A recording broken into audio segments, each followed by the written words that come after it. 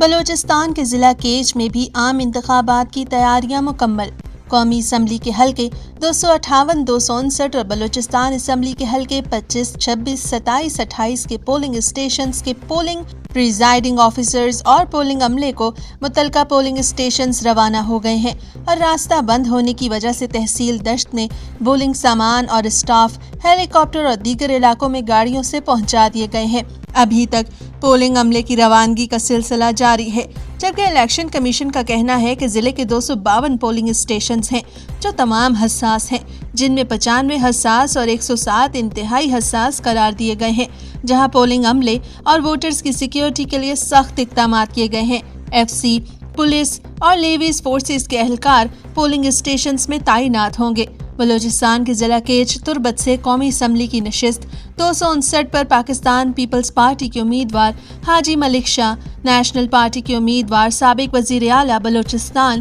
Doctor Abdul Malik Baloch اور be N P Mengal کے حمایت یافتہ آزاد امیدوار میر یعقوب بزنجو کے درمیان کانٹے دار مقابلہ متوقع ہے، جبکہ این اے 258 سے پاکستان مسلم لیگ نواز کے امیدوار میر اسلم بلیدی، نیشنل پارٹی کے امیدوار حلین Baloch, B N P Mengal کے امیدوار حاجی زاہد بلوچ اور پیپلز پارٹی کے امیدوار سابق ڈپٹی چیئرمین صابر بلوچ کے درمیان اہم مقابلہ ہوگا۔ بلوچستان اسمبلی کی نشست 25 سے پیپلز پارٹی کے امیدوار ظہور احمد بلیدی اور نیشنل پارٹی کے امیدوار جان محمد بلیدی کے درمیان کانٹے دار مقابلہ متوقع ہے۔ پی بی 26 میں نیشنل پارٹی کے امیدوار اور سابق وزیر اعلیٰ بی این پی مینگل کے امیدوار اور سابق وزیر خزانہ سید احسان شاہ کے مابین دلچسپ مقابلہ ہوگا۔ پی بی 27 میں پیپلز پارٹی کے امیدوار عبدالرؤف رند، نیشنل پارٹی کے امیدوار لالا عبدالرشید دشتی اور بلوچستان نیشنل الائنس کے امیدوار میجر جمیل احمد دشتی کے درمیان مقابلہ ہوگا،